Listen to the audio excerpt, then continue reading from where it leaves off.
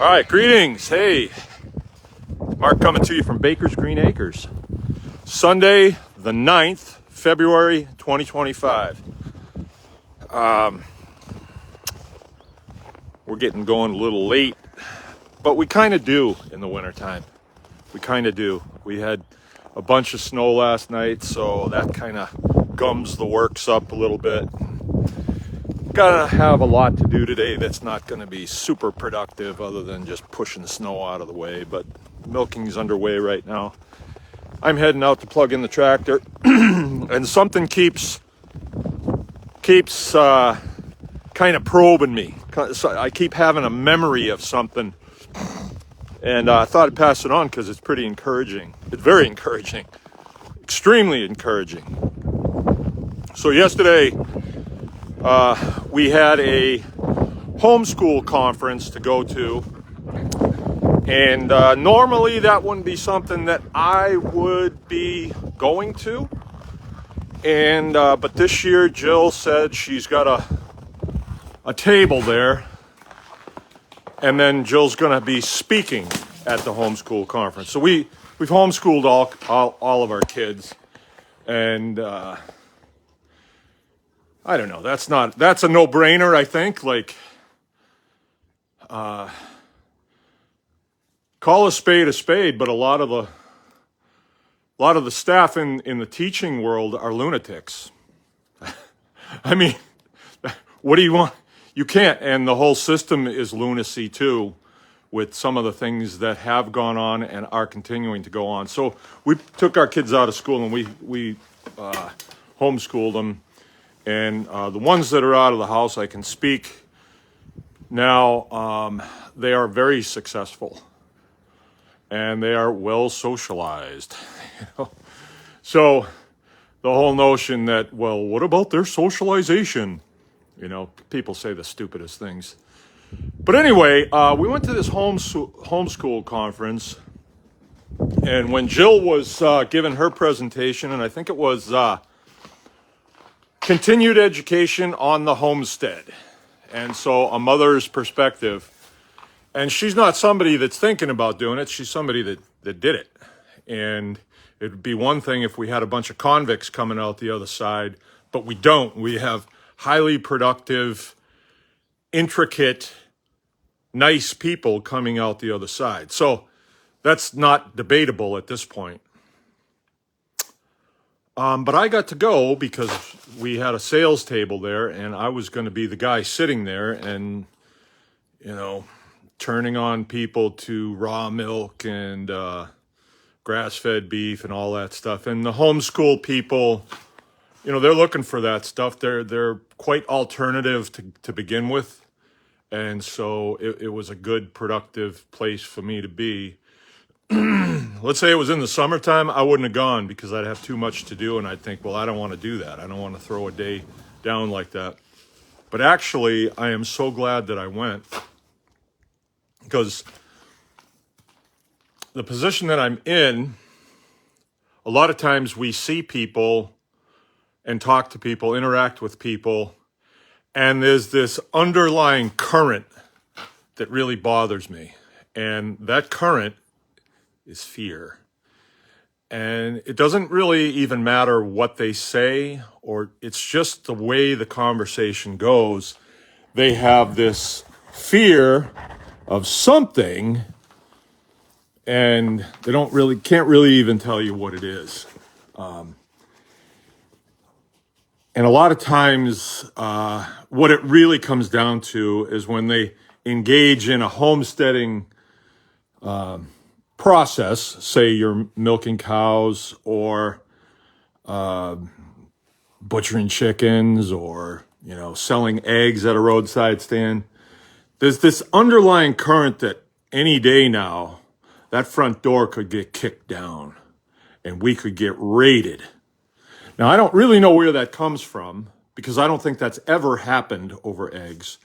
But as soon as something happens, people kind of jump to the wrong words, and they'll use the word raid. We got raided, or we got busted. something like that. And I see it over and over again. And you try to correct people on it, but it's just so prevalent. It's like, it's just so prevalent. And I think it has to be dispelled continually. Kind of like the whole fake news thing, you know? Yeah, you said it 10 years ago. You got to keep saying it? Yeah, you do. Because eventually it gets through to people, and they're making that stuff up. They're making it up to divide people. Well, you have entities out there, state entities and county entities, that really like people to be in a state of fear, because the bureaucrat class is somebody who gets out of college and feels like they're better than everybody else that doesn't have a college degree and goes to work at a state agency, and they feel like their job is to control, right? And that's what they do by any means necessary. But yesterday, and I've talked to plenty of them, and they are poor specimens at best. I've got to tell you, they are poor specimens. They're not dedicated to their country. I mean, they're not doing this for love of country, messing with farmers for love of country. They're doing it for their own head, right? And it's pretty sad. A lot of them have issues, real issues, that in the past, like the past 4 years, if you say, there's something wrong with the way you do this, you'd be singled out as a homophobe or something like that. Or anymore, I don't think people really care. If somebody's engaging in a behavior that's sick, they're going to call it, right? But anyway, what I noticed yesterday, and it wasn't just, I was there for the entire day. So I was there from 8 o'clock in the morning till like 4 in the afternoon. And what I noticed yesterday was a class of people coming through. Now, 98% of them were mothers, probably 30 to 50.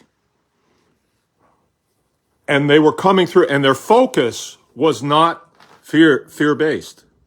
Not that it came up, but it wasn't the first thing out of their mouth. Like, so on our table, we had literature about raw milk, about grass-fed beef, about pastured pork, pastured poultry, the processes that we do, and our willingness to share how it's done. That was what was on our table. And so it was conversation after conversation after conversation.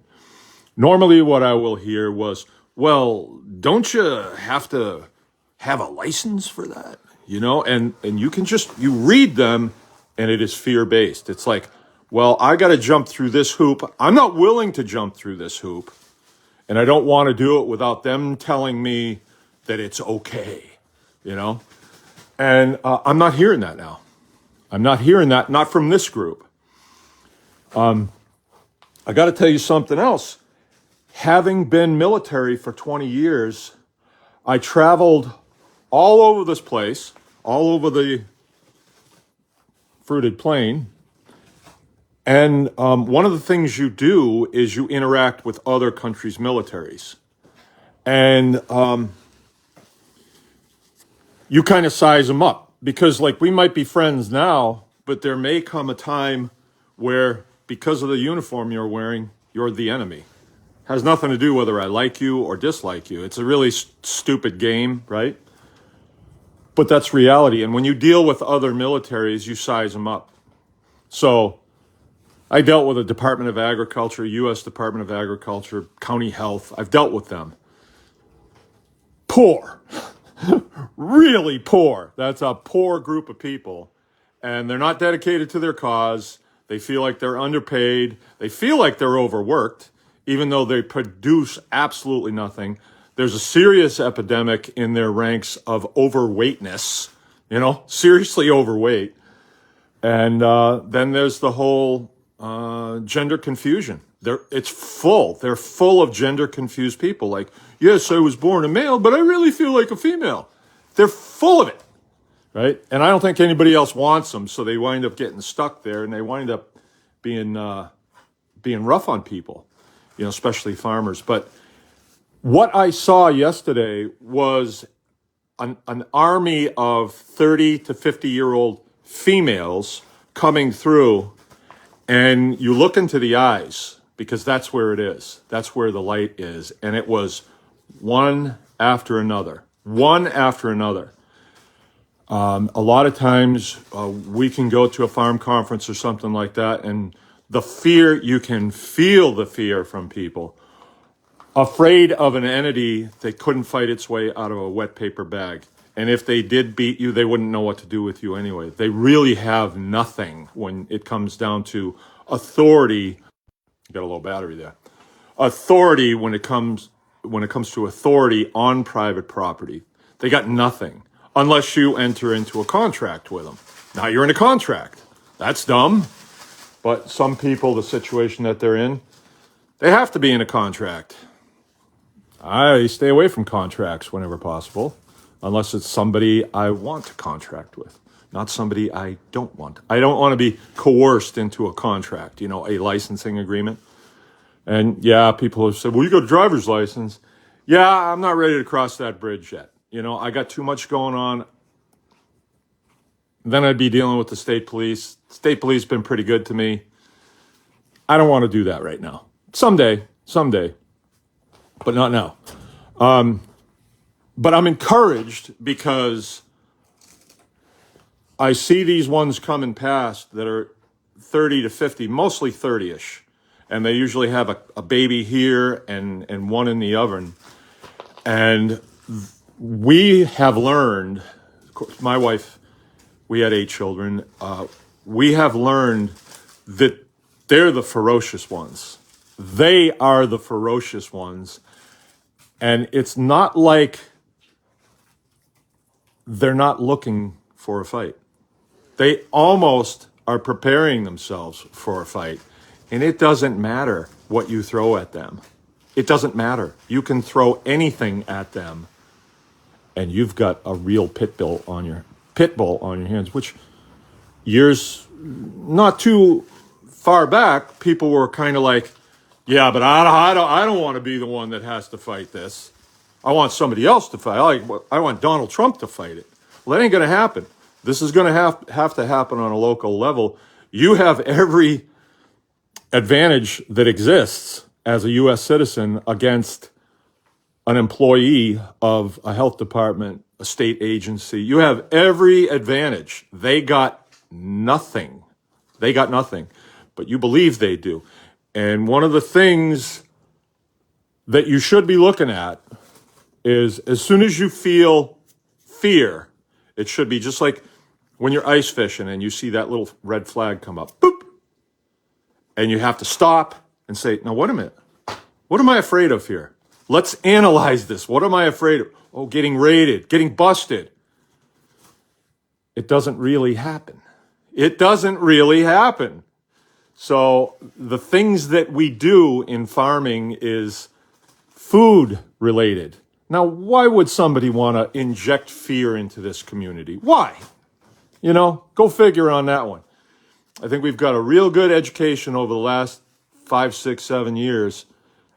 Figure it out, why they're injecting fear into the farm community, and don't let it take you. But this new group, I don't think it even registers with them. And they are going to be the leaders. And they're tough. I saw it yesterday. I came away from there so encouraged because we've got a group coming in that you don't have to deprogram them. They understand it, and they have children, and they're pit bulls too. They're gonna latch hold of one of these agencies, and they are not gonna let go. It's gonna make a big splash if the agencies continue what they're doing, which I don't think they will because they're not really backed up, and quite possibly they might wind up crossing swords with RFK or Nicole Shanahan, one of those, So I don't really think that they're going to want to do that because they're a bureaucracy. So it's like a huge ship with cannons all around it. But somebody's got to give you the order to fire. And I don't think that's going to come now from their leadership because they're trying to hang on to their picayune little job, and they don't want to cause any problem. They certainly don't want to lock horns with this administration. I wouldn't either. So now is the time, really, if you're thinking about getting into small farms, now is the time to pull the trigger on it, I believe. Anyone can farm.